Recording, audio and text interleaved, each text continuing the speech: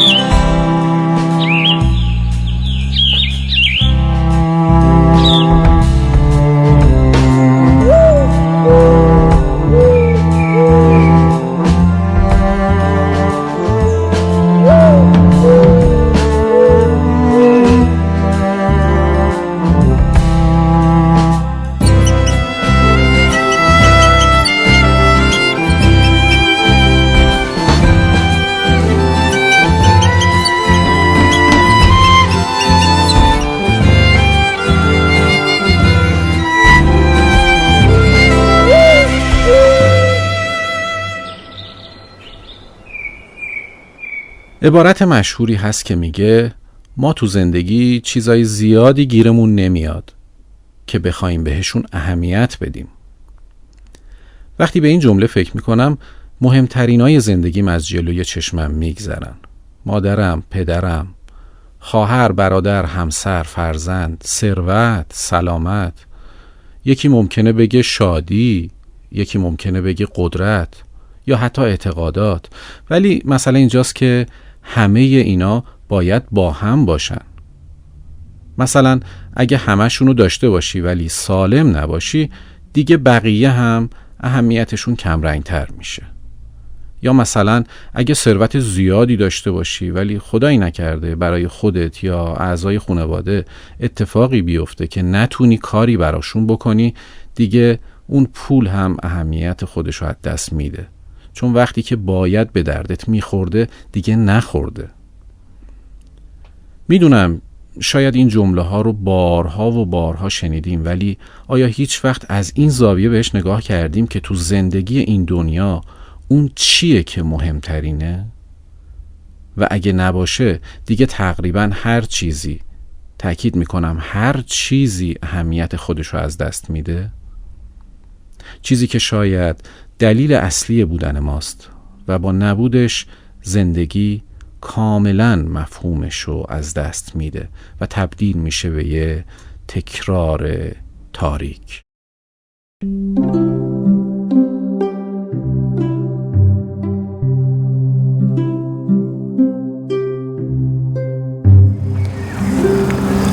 استاد بسیار خوش آمدید به استودیو گردشگر و ممنونم از اینکه دعوت شاهپر رو پذیرفتید. خواهش میکنم. همونطور که مطلع هستید ما در شاهپر و فصل اول شاهپر به معرفی و مقدمات پرنده‌نگری پرداختیم و در فصل دوم که این قسمت به امید خدا اولین قسمت اون هست، میخواییم به ابعاد وسیع‌تری از پرنده‌نگری با رویکرد محیط زیست بپردازیم. اگر موافق باشید برای ورود به بحثمون من با این سوال شروع کنم که به نظر شما پرنده ها چه نقشی توی طبیعت دارن؟ پرنده ها یکی از مهمترین عناصر طبیعت هستند. والاتر از عنصر، پرنده ها یکی از ارزشمندترین موجوداتی هستند که دارن بی‌منت به طبیعت خدمت میکنن. تصور جهان بدون پرنده چیزی مشابه برزخه. تقریبا میشه گفتش که اگر ما پرنده ها رو نمی داشتیم امکان حیات به شکل کنونی فراهم نبود. اگر ما پرنده ها رو نمی داشتیم در واقع زادآوری رویشگاه های گیاهی و همچنین بسیاری از رویشگاه های جنگلی ما به شدت مختل می شد. اگر ما پرنده ها رو نمی داشتیم حاصلخیزی خاک یعنی مهمترین منبع تامین امنیت غذایی برای همه زیستمندان عالم از جمله انسان‌ها فراهم نمی‌شد با کیفیتی که الان وجود داره. و اگر ما پرنده‌ها رو نمی‌داشتیم به احتمال خیلی زیاد آفت‌ها، حشرات آنقدر جمعیتشون اضافه میشد که از بالانس و از تعادل خارج شده و ضربه سختی به توان تولید غذا در کره زمین وارد میکرد. پرنده ها فقط مسئول قشنگی صدای طبیعت نیستن. همونجایی که ما الان نشستیم شما صدای پرنده ها رو میشنوید و اصولا پرنده ها یکی از شاخص های آرام بخشیدن به زندگی ما آدم ها هستند. پرنده ها بیشتر از این که فقط مسئول قشنگی صدای طبیعت باشن، مسئول تاب‌آوری طبیعت هستند. به خاطر اینکه در قلمروی گسترده‌ای که پرواز میکنن فضله هاشون وقتی روی زمین میریزه تاب‌آوری یا حاصلخیزی خاک رو افزایش میدن و محصولات کشاورزی رو بی‌نیاز میکنن از تزریق کودهای شیمیایی، در نتیجه کیفیت غذای بهتری رو برای ما فراهم میکنن.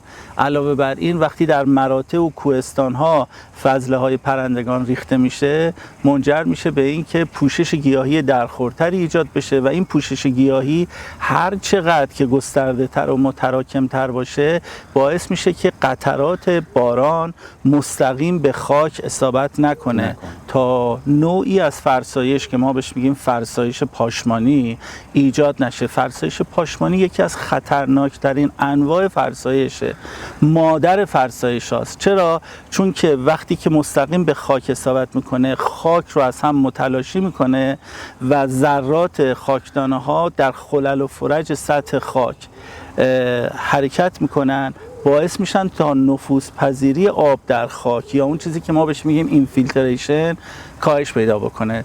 چه اتفاقی میفته وقتی اون وقت بارون میاد؟ باران به جای اینکه بره وارد سفره آب زیرزمینی، آبخوان‌ها، قنات‌ها بشه، بره به سمت اینکه چشمه‌های ما رو پر آب بکنه، منجر به سیلاب‌ها و هرزاب‌های بسیار خطرناک و ویرانگر میشه. پس یکی از مؤلفه‌های مهمی که کمک میکنه به اینکه ما سیل کمتری داشته باشیم، هرزاب کمتری داشته باشیم، فرسایش خاک کمتری داشته باشیم همون پرنده ها در واقع یکی دیگه از کاراشون اینه که ملخ ها رو کنترل میکنن. یکی از مهمترین آفت‌هایی که سالانه میلیاردها دلار داره خسارت میزنه به بخش کشاورزی. پس اگر مقایسه بکنیم کارکرد پرنده ها رو در کره زمین با کارکرد ما آدم ها که از همون با عنوان هوشمندترین و خردمندترین موجود زنده کره زمین یاد میشه، اون وقت میبینیم که چقدر ما در برابر پرنده ها باید احساس شرمندگی بکنیم. این انسان خردمند هموساپینس اگر همین امروز از صحنه گیتی حذف بشه نه تنها هیچ اتفاق بدی در کره زمین نمیفته که بلکه به سرعت میزان تخریب جنگل ها، فرسایش خاک، آلودگی هوا، گلوبال وارمینگ، کلایمت چنج، تغییرات آب و هوایی کاهش پیدا میکنه. در صورتی که اگه پرنده ها حذف بشن امکان زیست برای هیچ موجودی از جمله آدم ها دیگه فراهم نخواهد.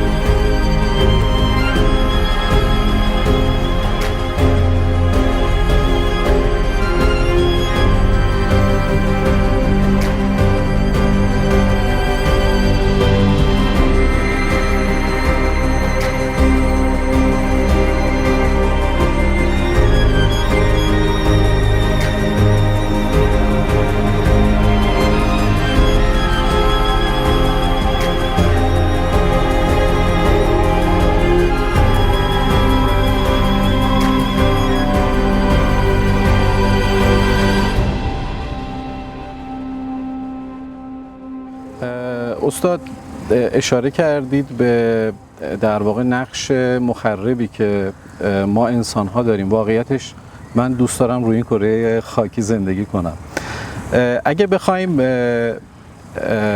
نقش در واقع حفاظت از محیط زیست یا تنوع زیستی رو به دو بخش اصلی تقسیم کنیم، احتمالاً یک بخشش مربوط به مسئولین و دولت هاست که حالا ما بنا نداریم تو این برنامه راجع بهش صحبت کنیم، هرچند که من واقعا اعتقاد دارم گاهن آموزش به مسئولین خیلی مهمتر میتونه باشه، چون نقش تصمیم سازی رو در مورد محیط زیست و طبیعت دارن.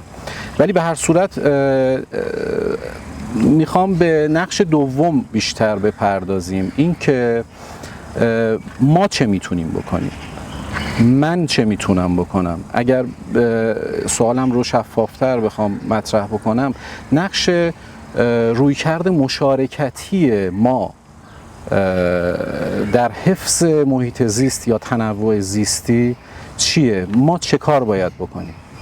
ببینید، ما یه مسئولیت‌های فردی داریم و یه مسئولیت‌های اجتماعی داریم. هر قدر که دانایی خودمون رو افزایش بدیم، احتمال این که حرکت‌های ناخواسته‌ای بکنیم که منجر به تخریب سرزمینمون میشه کاهش پیدا میکنه. من رفته بودم به یک منطقه‌ای در استان فارس که اونجا قطب زنبورداری استان کجا؟ سپیدان استان در فارس، شمال شیراز. اونجا کندودارا احساس میکردن که خرس‌های قهوه‌ای در تعارض با منافع اونها هستن، چون خرس قهوه‌ای عاشق عسله و میامد کندوهای اونها رو بهش حمله میکرد، آسیب میزد، میخورد. خب طبیعتا اینا برای حفظ مایملک خودشون خرس رو مزاحم میدونستن و تصمیم گرفتن به ایجاد یک تله هایی که از شر خرس خلاص بشن. این تله ها چی بود؟ می اومدن یه خمره هایی درست میکردن، خمره از گچ بود ولی روش رو آغشته به عسل میکردن. این خرسای بنده خدا می اومدن و این خمره ها رو میخوردن و این گچ ها بعد تو معدهشون ورم میکرد و به طرز فجیع و دردناکی اینها کشته میشدن. رفتم بهشون گفتم که میدونید اگر این خرسای قهوه‌ای از بین برن شما عسل نخواهید داشت. یه نگاهی به من کردن، گفتم مگه میشه بابا، اینا دارن پدر ما رو در میارن، چی میگی آقای مهندس؟ گفتم ببین، این خرس 90% غذایی که میخوره گیاهه. درسته. و این گیاها و این بذرا توی معدهش به خاطر یه آنزیمی که داره فرآوری میشه و بعد از اینکه مدفوع میکنه و از بدنش خارج میشه آماده زادآوری طبیعیه. خرس‌ها قلمرو گسترده‌ای هم تو اکوسیستم دارن. پس در واقع اگر شما الان این همه تنوع توی این کوهستان سپیدان دارید، گل‌های وحشی گوناگون دارید که زنبورها میتونن بیان روی اون و گرد افشانی کنن و شهدشون به عنوان عسل بیزینس شما باشه، مدیون اون خرسه است. شما وقتی اون خرسه رو از بین میبرین، یعنی در واقع دیگه زنبورها کجا برن گرد افشانی کنن، کجا عسل تولید بکنن و شما ضرر خواهید کرد. یه نگاهی به من کرد و گفت آقای مهندس ما نمیدونستیم. پس بخشی از این ماجرا برمیگرده به این که ما چقدر تونستیم خودمون رو دانا کنیم. یه مثال دیگه بزنم، در استان بوشهر در بندر گناوه یکی از قطب‌های کشتای جالیزی ماست. انواع اقسام کاهو، بادمجون، هویج اونجا کاشته میشه و کشاورزای اونجا یکی از دشمنانی رو که تصور میکنن به اراضی کشاورزیشون خسارت میزنه موشه. میگن موشا میان و اینا ریشه های اینا رو میخورن و بیزینس ما رو خلاصه مختل کردن. باز طبق یک تصمیم ظاهراً منطقی تومه میذارن تا از شر این موشا خلاص بشن و ظاهراً هم این اتفاق میفته، تعداد جمعیت موشا کم میشه. همکاران من در خرموسا اطلاع میدن که یه عالمه عقاب، باز، دلیجه، شاهین لاشش افتاده تو خرموسا در 100 کیلومتری همون منطقه‌ای که اونها دارن کشاورزی میکنن. چرا؟ چون که اونها اومدن و اون موشها رو که غذاشون بوده، طعمشون بوده خوردن، موشهایی که سمی شدن و مردن و همشون مردن. بعد چه اتفاقی افتاد؟ سال بعد موشها طغیان کردن. چرا طغیان کردن؟ چون دشمن طبیعیشون رو ما از بین برده بودیم، چون تعداد بازها و عقابها و شاهینها و دلیجه ها کم شده بود. و وقتی که فهمیدن با یه همچین دخل و تصرفی در طبیعت به خودشون آسیب زدن، تازه متوجه شدن که چه خطایی کردن. باز یه مثال دیگهش تو منطقه کوشکنار در هرمزگان، مرز هرمزگان و بوشه، اونجا ما درختای کنار داریم، رویشگاه طبیعی کنار داریم، کهور و کنار. و خب یه ویژگی که این درخت‌ها دارن اینه که جمعیت انبوهی از پرنده ها لای شاخ و برگ انبوه و متراکم اونها لونه میکنن، چون احساس امنیت میکنن. و این کشاورزا همیشه از این پرنده ها شاکیان، چون میگن اینا میان نوک میزنن به گوجه فرنگی ما، نوک میزنن محصول ما رو تخریب میکنن، خراب میکنن. برای همین چیکار میکنن؟ میان این درختای کهور و کنار رو از تنه به بالا قطع میکنن که دیگه جایی اینا برای آشیان نداشته باشن. و خب همکارای ما در منابع طبیعی در محیط زیست مدام اینا رو جریمه میکنن که این کارو نکنیم. ولی یه شب اینا تصمیم میگیرن که اینا فایده نداره، میارزه که جریمه بدیم، همه درختا رو از تنه به بالا قطع میکنن و بعد جشن میگیرن، میگن دیگه امسال ما یه محصول خوبی خواهیم داشت. شما خوبه الان برید با کشاورزا تو منطقه پارسیان، میلکی، کوشکنار صحبت بکنید. همشون از اون خاطره به تلخی یاد میکنن. چرا؟ چون وقتی پرنده ها رفتن، ملخ ها حمله کردن و دیگه دشمن طبیعی وجود نداشت و ملخ ها دمار از روزگار همه محصولشون، گندم و جو و همه برداشتن، چیزی براشون نموند. تازه متوجه شدن که درسته که ممکنه پرنده های آسیب جزئی بزنن، اما اون پرنده ها هستن که حاصل خیزی خاکشون افزایش میدن و اونها رو در برابر آفات در واقع مثل یک سپر امن و بی‌منت، مثل یک سرباز بی‌جیر و مواجب دارن ازشون استفاده میکنن. پس اولین کاری که ما باید بکنیم اینه که خودم به شخصه تلاش بکنم دانش خودم رو زیاد بکنم و این دانش زیاد یه قسمتش اینه که مطالعه بکنم، یه قسمتش اینه که مراجعه بکنم به سایت ها، شبکه‌های اجتماعی، همین پادکست هایی که شما دارین زحمت میکشین تهیه میکنین، تا ما به این ترتیب دانش خودمون رو افزایش بدیم و بدونیم که چه کاری رو ممکنه که ناخواسته انجام بدیم و این به ضرر زیست بوممون تموم بشه. یه کار دیگه هم باید بکنیم. بله. این قسمت اول بود که ما باید داناییمون رو افزایش بدیم. قسمت دوم اینه که ما از مرحله یک شهروند خوب بودن به مرحله یک شهروند خوب ساختن برسیم. یعنی حالا که دانایی پیدا کردم، حالا برم و مثل خودم رو تربیت بکنم، مثل بحث آموزش. بله، مثل خودم رو تکثیر بکنم. اما آموزش باید غیر مستقیم باشه. من نمیتونم به پسرم بگم سیگار نکش وقتی خودم سیگار تو دهنمه. من نمیتونم به پسرم بگم با دوچرخه برو دانشگاه بیا وقتی خودم با خودروی شخصی دارم میرم میام. یه سری رفتارها رو اون وقت ما باید نشون بدیم، اگر که کنشگریم، اگر که میخوایم تأثیر بذاریم.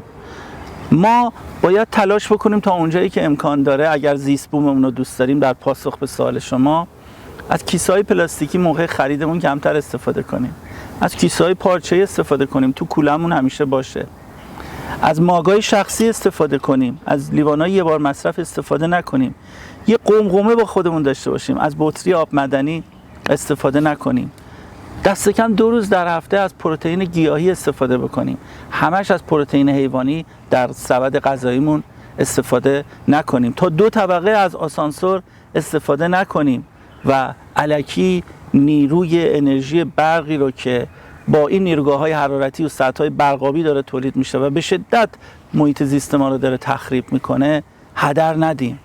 اینا کارهای ساده‌ایه که ما میتونیم بکنیم. ما بیشتر اهل رکاب باشیم تا اهل فشار بر پدال گاز و توی مسیرهای پیاده بریم و با دوچرخه بریم.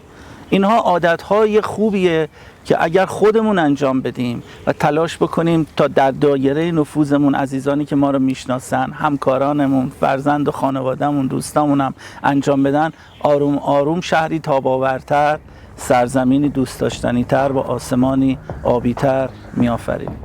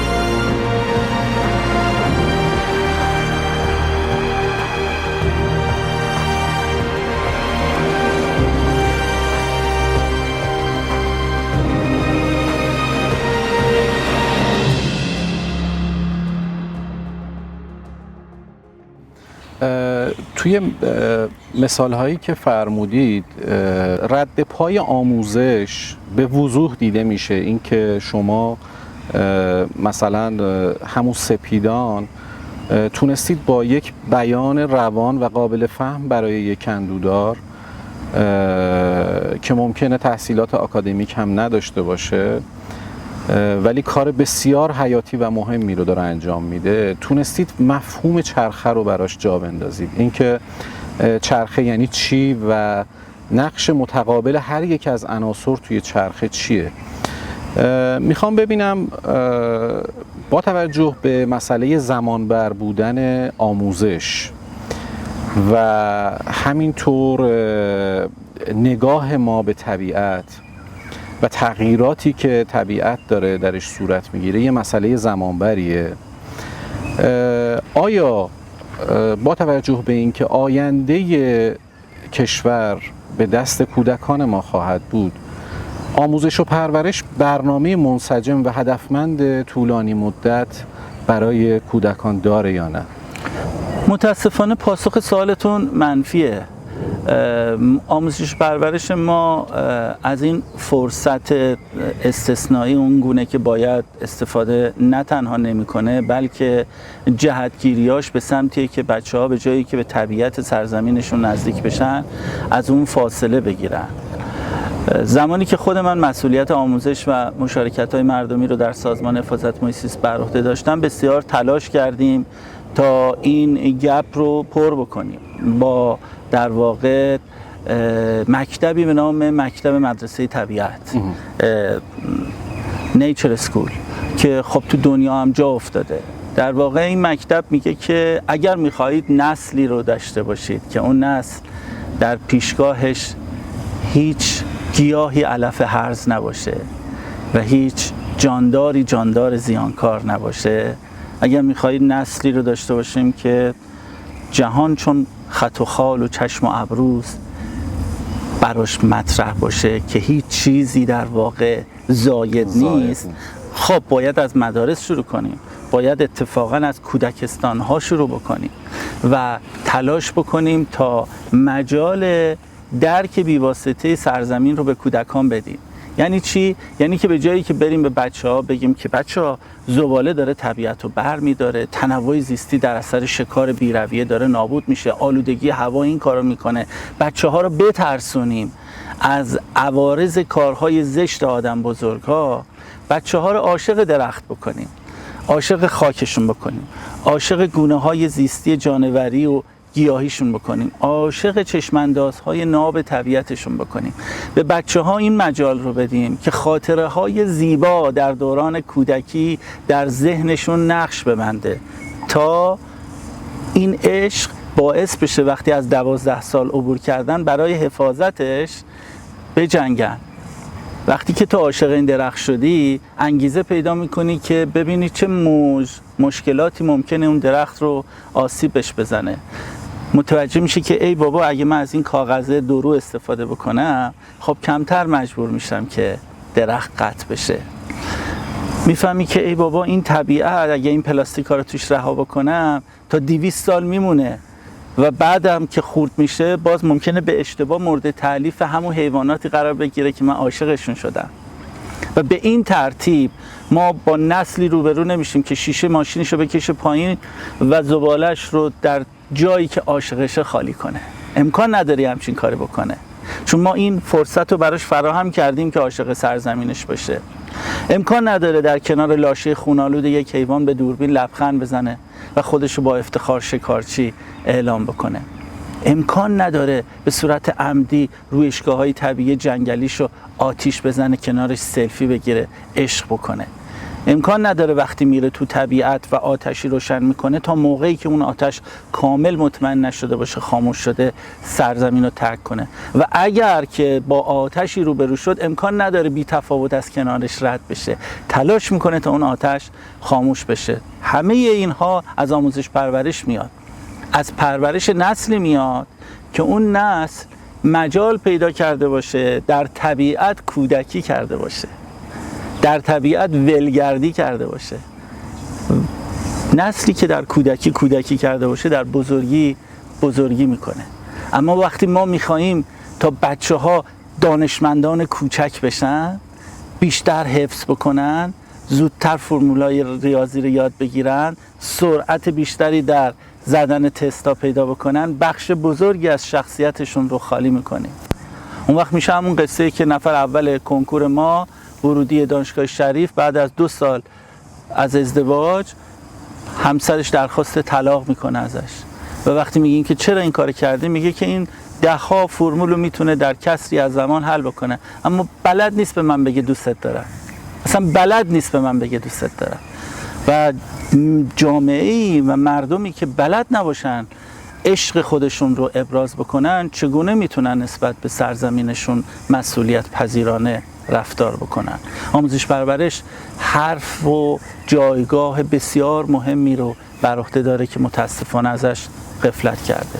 حتی همین مدارس طبیعت رو تحمل نکردن. بله. احساس کردن که رقیبشونه و دارن خانواده ها میرن به سمت اینکه تو مدارس طبیعت بچه هاشون رو ثبت نام بکنن و ریشه مدارس طبیعت رو زدن به بهانه اینکه تو مدارس ترویج سگ بازی میشه و یا اینکه دختر و پسر با هم آب بازی میکنن، در صورتی که شما اگر مشکلی هم توی مدارس بود میتونستین با یه سری بخشنامه ها و ضوابط اونها رو تنظیم بکنین. مثلا بگین از 9 سال به بالا بچه ها با همدیگه نباشن دختر پسر، و یا اینکه ما شاهد این نباشیم که سگ تو محوطه باشه.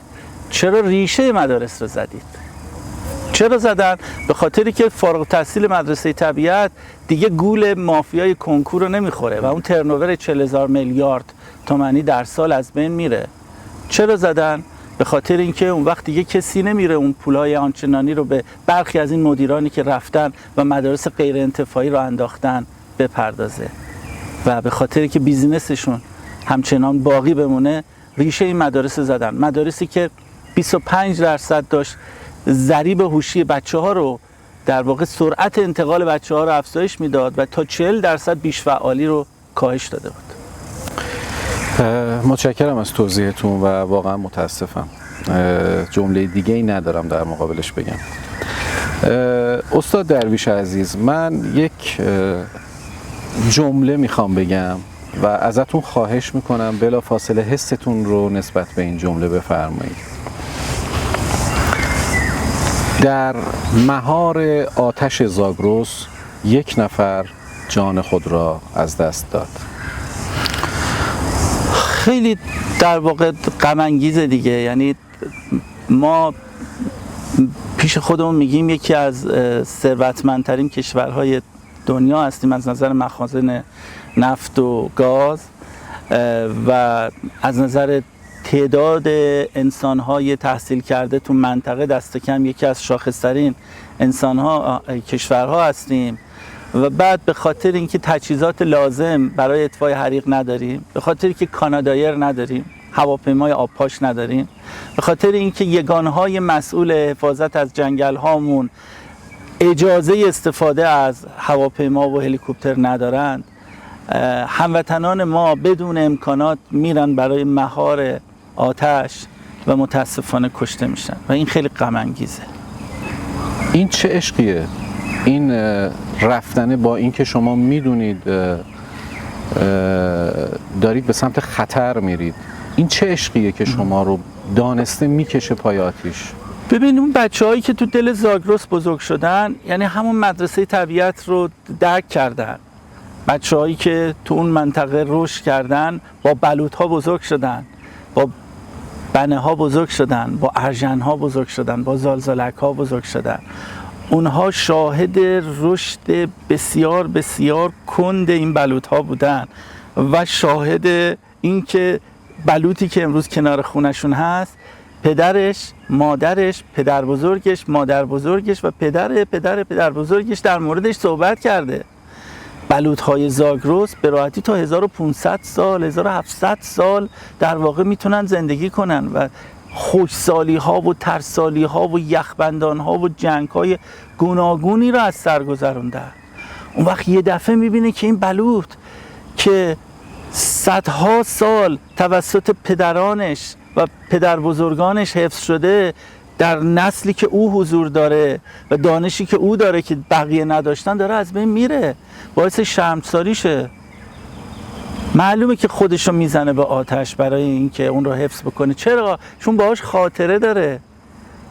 اون خاطره شیرین و خوش همون چیزیه که ما از دانش آموزامون تو مدارس دریغ کردیم، اما بچه‌های زاگرس اینو دارن. آدم‌هایی مثل شریف باجور، مثل البرز زارعی که شهید شدن در راه حفاظت از جنگل‌های زاگرس، کسانی بودن که من از نزدیک میشناختم و اونها واقعا عاشق رویشگاه جنگلی زاگرس هستن، عاشق تک تک این بلوط‌ها هستن. بلوط‌ها رو مثل برادرانشون دوست داشتن، مثل خواهرانشون دوست داشتن و نمیتونه تحمل بکنه. همونطوری که تو وقتی ببینی که منزلت که توش خانوادت هست آتش گرفته، خودتو میزنی به دل آتش، اونها هم این کارو میکنن، چون اونها اعضای خانوادهشون رو در هیبت اون بلوط‌ها دارن میبینن. اگه ناراحتتون کردم ازتون پوزش میخوام، ببخشید.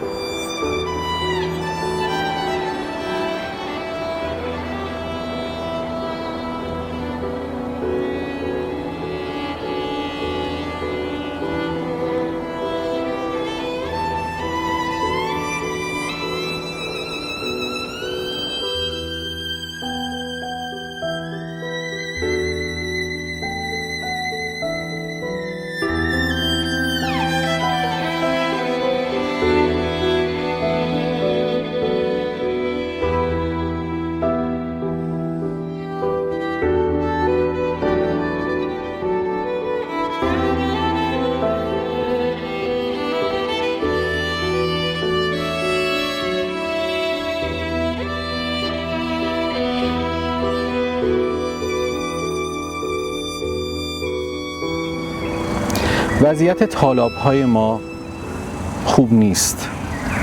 میخوام ببینم چه اتفاقی داره میفته. آیا این یک داستان گذرا و موقتیه یا یک اعلام خطر میتونه باشه برای ما؟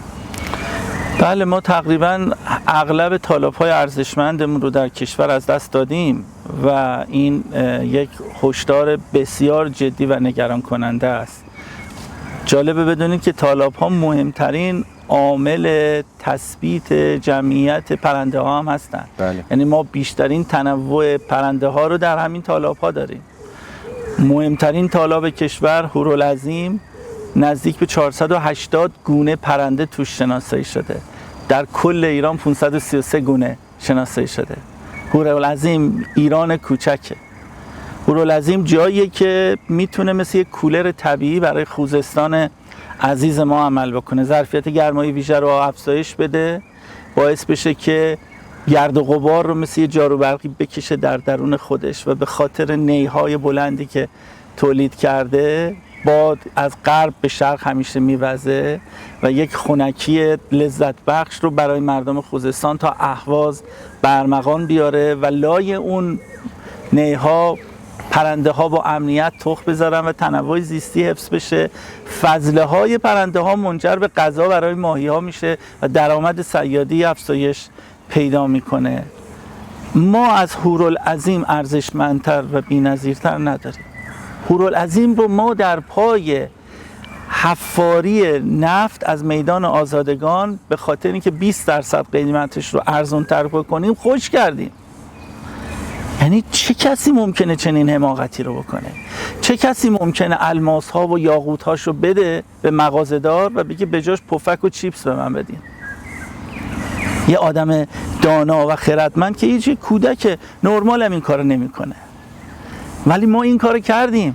چرا این کارو کردیم؟ چون نسلی که داره فارغ التحصیل میشه تو این مملکت اصلا اسم هورالعظیم رو هم نشنیده، اصلا نمیدونه که هورالعظیم چرا مهمه. نه منی که تو تهران و تو خراسان و تو سمنان هستم، حتی هموطنان خودمون در خوزستان هم نمیدونن که شینبار چرا مهمه، بامدشت چرا مهمه، میانگران چرا مهمه، هورالعظیم و هورالهویزه و شادگان چرا مهمه. ما مجال ندادیم تا اونها بفهمن. ما صورت مسئله رو پاک کردیم، رفتیم در بالادست سد کرخه رو زدیم و اجازه ندادیم تا این آب به تالاب برسه. و نه فقط این قصه تلخ هورالعظیمه که قصه تلخ بختگانه در استان فارس، تشک، کمجان، ارژن، پریشان، مهالو، قصه تلخ گاوخونی در استان اصفهان، قصه تلخ هامونه، قصه تلخ جازموریان در پایاب خلیل رود، قصه تلخ انزلی در پایاب رودخانه پیربازار، قصه تلخ دریاچه ارومیه است در پایاب 14 رودخانه از جمله زرین رود و سیمین رود و باراندوز. همه این رودخونه هایی که منتهی می شدن به این تالاب های ارزشمند اونقدر در بالادستش سد زدیم و اونقدر بارگذاری ایجاد کردیم که خوش شدن. و هنوز هم که هنوز برخی از مدیران ما در وزارت نیرو، در وزارت جهاد کشاورزی با افتخار از این عملکرد یاد میکنن. اونها بر این باورن که نباید اجازه بدیم این آب شیرین هدر بره توی این تالاب ها و دریاچه ها. و این حماقت باعث میشه که ریزگردها، سونامی نمک، ذرات کوچکتر از 2.5 میکرون که به راحتی میتونن از جدار مویرک‌ها عبور بکنن، یعنی شما قوی ترین ماسکار هم بزنید دیگه فایده ای نداره، فشار اسموزی خون رو افزایش بده، ما رو درگیر سرطان خون بکنه. تالاب ها تا این حد ارزشمند هستن. هر هکتار تالاب در نظام ارزشگذاری اقتصادی مبتنی بر گرین اکونومی بیشتر از 14 برابر هر هکتار از مرغوب ترین اراضی کشاورزی جهان میارزه. و ما به راحتی داریم تالاب ها رو قربانی آزمندی های کوتاه مدت خودمون میکنیم. استاد، عده‌ای معتقدند که محیط زیست نیاز به حفاظت نداره، که البته من امیدوارم که حق با این دوستان باشه و اعتقادشون بر اینه که اگر ما فقط نسل بشر رو بتونیم حفظ بکنیم کفایت میکنه. میخوام یه تابلویی رو برای شما ترسیم کنم. شما لطفاً بعدش حستون رو در مورد این تابلو بفرمایید. تصور میکنیم که هیچ درختی وجود نداره، هیچ رودخونه‌ای وجود نداره، هیچ جنگلی، هیچ حیوانی، چیزی به عنوان طبیعت یا محیط زیست وجود نداره و فقط روی کره زمین کلونیایی هست به اسم شهرها که مردم اونجا تجمع کردن و پیشرفت‌هایی که بهش رسیدن تمام مایحتاج خودشون رو هم تأمین میکنن، از اکسیژن گرفته، از آب گرفته و هیچ نیازی به طبیعت ندارن و فاصله بین این شهرها جز زمین بایر لمیزرع یا زباله‌دانی چیز دیگه ای نیست. حستون نسبت به این تابلو چیه؟ ما البته فکر نمی کنم خیلی هم بعید باشه با این سرعتی که داریم پیش میریم به زودی به این وضعیت دچار میشیم، ولی میخوایم پیش بینی کنیم اون جامعه رو، اون انسان رو چطور میبینید شما؟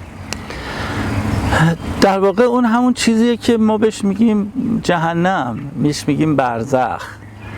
تصور دنیای بدون صدای پرنده ها، بدون درخت، بدون بازیگوشی سنجاب ها چیزی مهیبتر از جهنمه. شما خیلی لازم نیست راه دور برید. ثروتمندترین استان ایران خوزستانه، یعنی جایی که ما بزرگترین تولید کننده کشاورزی کشور داریم. تقریباً 1/3 از کل منابع آبی کشور وارد خوزستان میشه. خاطر انگیزترین و زیباترین و پرآبترین رودخانه های ایران، کارون، کرخه، دز، جراحی، مارون، بهمنشیر، همه وارد خوزستان میشه و بزرگترین منطقه آزاد کشور در خوزستان اروند و تنها جایی که شما میتونید یه خودروی آخرین مدل سوار بشید بدون که گمرکی بدید در کل استان برانید. بله. تنها جایی که شما 40 روز بهتون مجوز میدن در کل کشور برانید اگه خوزستانی باشید. یعنی خوزستان جایی که تو میتونی پول پارو کنی. در آخرین سرشماری که اتفاق افتاد در کشور سال 95 بالاترین نرخ زاد و ولد کشور در خوزستان بود، 4.8 و کمترین میزان افزایش جمعیت هم در خوزستان بود. چگونه چنین چیزی امکان داره؟ استانی که بالاترین نرخ زاد و ولد داره چرا جمعیتش کمتر از هر استان دیگه‌ای داره افزایش پیدا میکنه؟ چرا؟ فکر میکنید چرا؟ مردم دارن مهاجرت میکنن، مردم دارن استان رو ترک میکنن. مدیر کل آموزش پرورش استان میگه 10,000 معلم از خوزستان رفتن، 10,000 نفر دیگه درخواست دادن، من جلوشون رو گرفتم. مدیر کل میراث میگه که اغلب سرمایه‌گذاری‌هایی که ما تو حوزه گردشگری کردیم با شکست روبرو شده. چرا؟ چه فایده داره تو سوار یه خودروی آخرین مدل بشی؟ چه فایده داره دستگیره‌های خونت از طلا باشه اما آبی نداشته باشی برای نوشیدن، هوایی نداشته باشی برای تنفس، جایی نباشه برای لذت بردن از طبیعت و اینکه دست خانوادت رو بگیری و ببری اونجا؟ همه ما که تلاش میکنیم، سرمایه گذاری میکنیم، دنبال اینیم که 2-3 روز تعطیل بشه با خانوادهمون بریم یه جای خوش آب و هوا دیگه، مگه نه؟ بله. اون جای خوش آب و هوا اگر نباشه یعنی هممون توی زندانیم و اون وقت آروم آروم حالمون از خودمون به هم میخوره. چرا داره افسردگی افزایش پیدا میکنه تو جامعه جهانی؟ چرا ما الان رسیدیم به یه شاخصی به نام HPI Happy Planet Index؟ میگیم که دیگه اینجوری نیستش که هر جامعه‌ای که ثروتمنداش بیشتر باشن، GDPش بیشتر باشه، لاجرم شادترن. ممکنه جوامعی باشن که ثروتشون، پولشون کمتر باشه اما شادی‌هاشون بیشتر باشه. مثل دومینیکن، مثل کاستاریکا، مثل ماداگاسکار. چرا؟ به خاطر اینکه اونجا مواهب گیاهی و جانوری درخورتری وجود داره، چشماندازهای هوشرباتری وجود داره و مردم اونجا احساس شادی و طرب بیشتری میکنن، هرچند که ممکنه جیبشون به اندازه جیب اون آدمی که در لاس وگاس امریکا زندگی میکنه پرپول نباشه. الان تو آخرین رتبه بندی که کردن، ایران رتبهش 85 در بین 150 کشور مورد بررسی. ایران البته در سال 2006 رتبهش 66 بود، سقوط کرده رتبهش، اما همچنان از ایالات متحده آمریکا که رتبهش 105 و روسیه که رتبهش 120 و قطر که رتبهش 130 بیشتره. چرا؟ چون اونها همه مواهب طبیعیشون رو نابود کردن و دارن میکنن. ما باید قدر داشته های خودمون رو بدونیم. ما باید به یه مفهومی به نام رضایت ملی برسیم، به جای اینکه فکر کنیم که همه چیز رو با پول میتونیم بخریم. اون رفاه، اون خودروی آخرین مدل، اون خانه پرزرق و برق موقعی لذت بخشه که وقتی پنجرش رو باز میکنی به جایی که دود گازوئیل بیاد تو صورتت، نوای سحرانگیز همین پرنده ها رو بتونی بشنوی در یک پهنه آبی رنگ.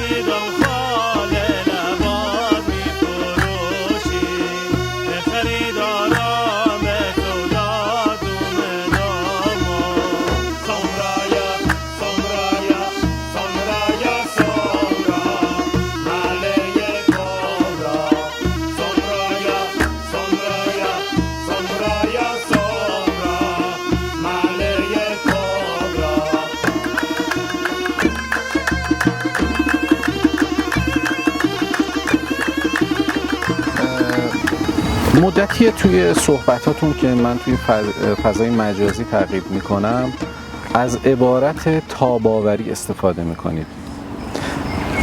تاباوری یعنی چی؟ ببین، تاباوری یعنی که مجال دوباره زیستن، به طبیعت دادن، یعنی که ما به نحوی با سرزمینمون رفتار بکنیم که این سرزمین مجال زنده ماندن پایدارش رو از دست نده.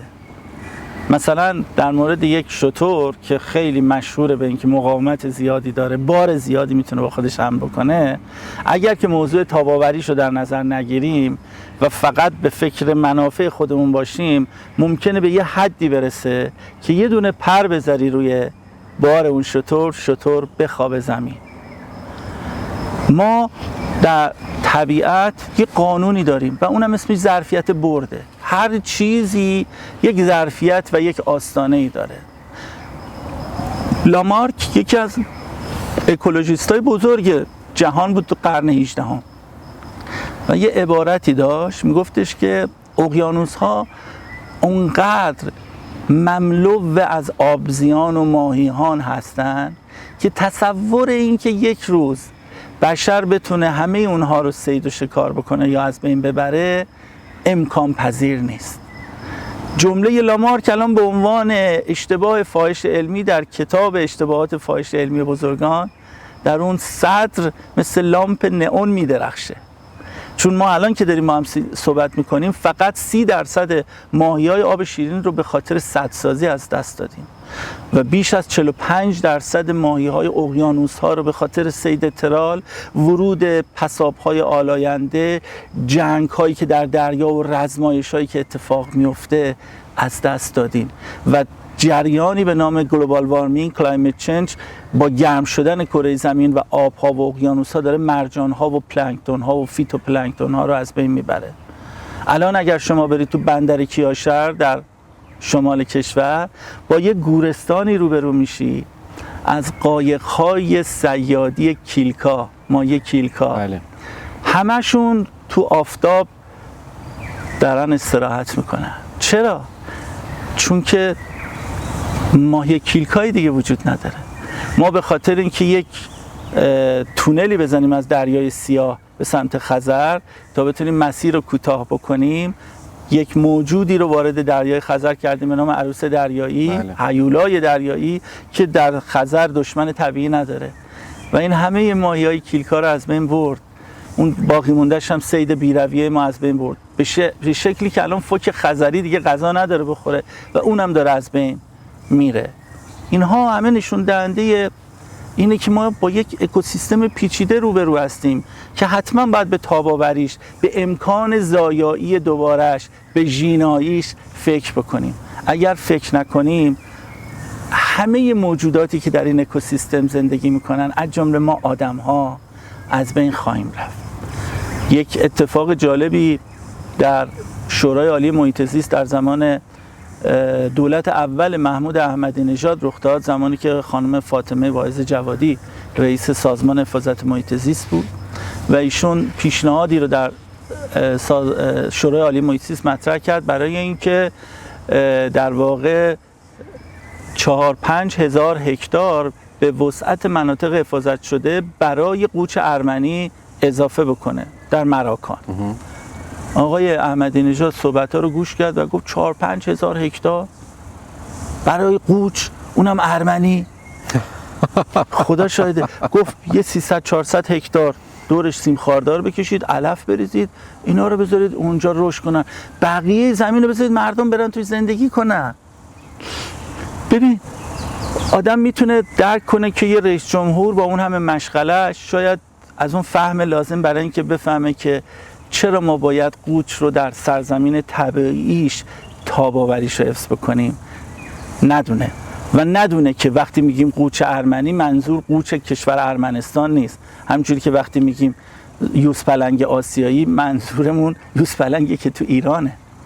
اما همه اونهایی هم که تو اون جلسه نشسته بودن که همه اساتید معظم حوزه‌های محیط زیست و منابع طبیعی بودن و شخصیت‌های در واقع حقوقی این حوزه بودن هم نتونستن برای آقای رئیس جمهور توضیح بدن که آقا جان ما مسئله‌مون فقط زنده ماندن قوچ ارمنی نیستش، که سرزمینی که نتونه امنیت لازم برای خرامیدن قوچ ارمنی رو فراهم بکنه یعنی مریضه، یعنی پوشش گیاهیش تخریب شده، یعنی خاکش آلوده است، یعنی غذایی که از اون خاک به دست میاد غذای سالمی نخواهد بود و آقای احمدی نژاد مردم خود درگیر سونامی سرطان و ناراحتی‌های گوارشی خواهند شد. اگه الان ترنوور مالی داروهای ضد سرطان به 10 میلیارد دلار رسیده، یعنی 3 برابر بودجه بزرگترین وزارتخونه کشور آموزش پرورش به خاطر همین کمکاری ها و همین فهم ناقص ما از طبیعته. کی باید در واقع مفهوم تاب‌آوری رو به رسمیت بشناسیم؟ استاد میخواستم ازتون اجازه بگیرم یه سوال شخصی ازتون بپرسم. میخوام بدونم چرا استاد محمد درویش تمام عمرشو صرف نجات طبیعت و محیط زیست کرده؟ خب به خاطر اینکه آدم خوششانسی بودم. میدونی خیلی بخت بلندی باید تو داشته باشی تا درک کنی که چه ثروتی رو باید بیندوزی که نشه به راحتی خریدش. خیلی باید بخت بلندی داشته باشی. تو هر ثروتی رو که براش تلاش بکنی، اگه واقعا براش تلاش بکنی به دست میاری، طبیعیه. ولی بعضی از این ثروت ها رو وقتی که به دست میاری احساس میکنی که تو رو ارضا نمیکنه. ممکنه برات تشک خوشخواب بیاره ولی برات خواب خوش نمیاره. من روزی که جوان بودم وارد همین باغ گیاهشناسی ملی ایران شدم، یکی از پیشکسوتان همین باغ به من گفتش که نوه من یقه منو گرفته و میگه که بابا بزرگ تو پس چی کار کردی؟ هنوز که فرسایش خاک داره بیداد میکنه، هنوز که مراتع ما داره نابود میشه، هنوز که آلودگی هوا بیشتر داره میشه، هنوز که تالاب‌ها داره بیشتر خوش میشه. و من در پیشگاه نوه خودم احساس شرمندگی کردم، چون وقتی که به 30 سال عقب‌تر از خودم نگاه میکردم دیدم من کلی مقالات ISI تولید کردم، کلی رزومه درخشان برای خودم فراهم کردم، اما نتونستم ذره‌ای به دانش مردمم برای حفظ محیط زیست کشورم کمک بکنم. به من گفتش که تو این کارو نکن. و حقیقت ماجرا اینه که فکر میکنم که اگر که تو بتونی به این احساس برسی که اگر تو نبودی زندگی برای یه درخت، برای یه حیوان یا برای یه آدم ممکن بود اندکی تلختر و ناگوارتر و سخت‌تر بشه، خیلی احساس خوبیه. و من فکر میکنم که من اگر نبودم زندگی برای هزاران درخت، هزاران حیوان و بسیاری از هموطنانم تلختر میشد. این ثروت بسیار بزرگیه، اندوخته پرایسلسیه، بی‌رقیبیه، قابل ارزش گذاری نیست. و برای همین میگم که این بخت من بوده که یاد گرفتم و که وقتم رو صرف تاب‌آوری سرزمینم بذارم، وقتم رو صرف ارتقاء ثروتی بذارم که هیچ کسی با هیچ چکی نمیتونه اونو بخره. من همیشه فکر میکردم محمد درویش ثروتیه برای طبیعت. شما دقیقا برعکسش رو گفت. واقعا بهتون تبریک میگم به خاطر این نگاه زیباتون. استاد به عنوان آخرین سوال این قسمت از شاهپر، خیلی دوست دارم بدونم که آرزوی شما برای ایران چیه؟ آرزوی من برای ایران اینه که مردمی که در این سرزمین زندگی میکنن از اینکه ایرانی هستن لذت برن، افتخار کنن.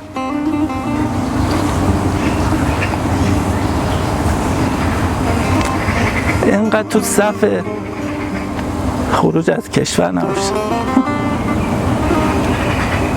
عاشق مهاجرت نباشن.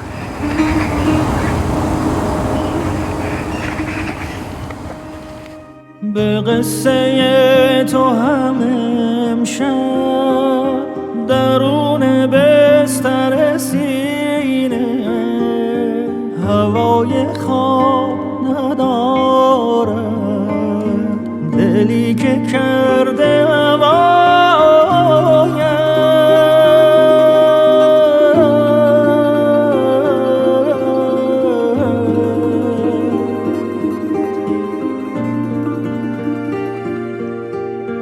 هزار عاشق دیوانه در من است که هرگز به هیچ بند و فاسونی نمی کند رهات. هزار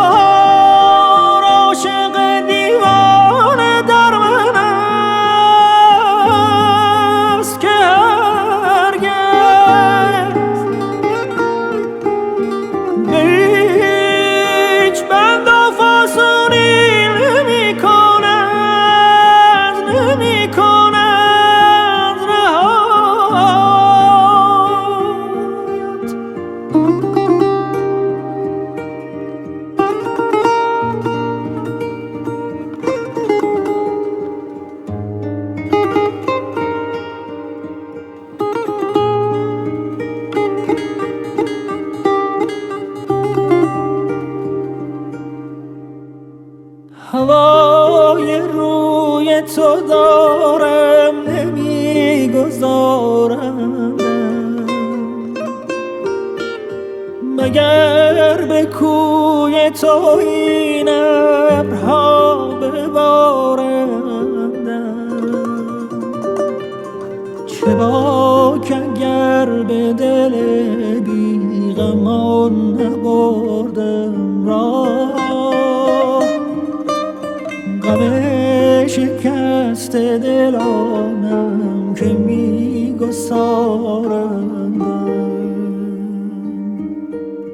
غم شکست دلانم که میگسارند.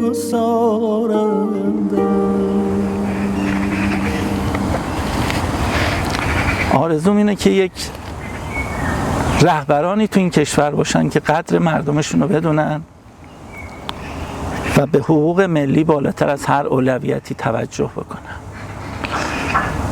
آرزوم اینه که مردم در امنیت و شادی در کنار هم زندگی کنن، برن کنار زاینده رود، کنار کارون، کنار هلیل رود، با این قمقمه آبشون آب بردارن و بخورن و نگران آلودگیش نباشن.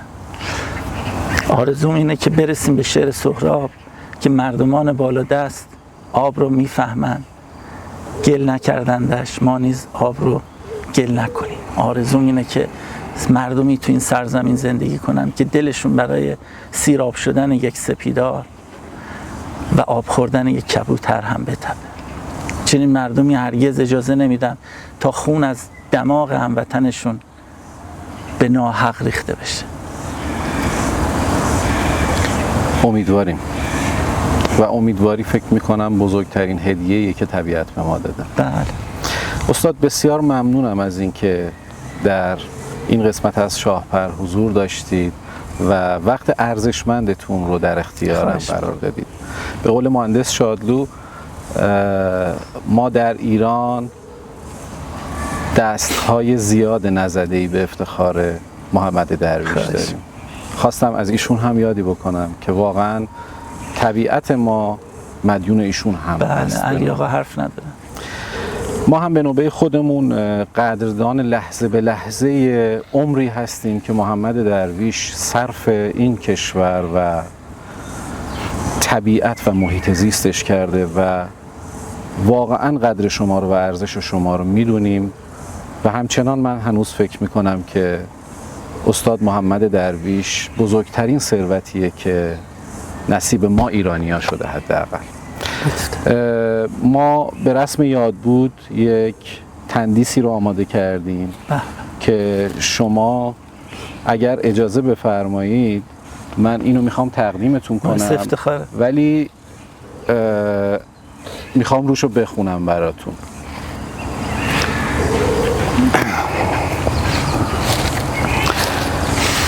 استاد محمد درویش، آینده محیط زیست کشورمان ایران نیازمند دانش و تجربه گرانبهای شماست.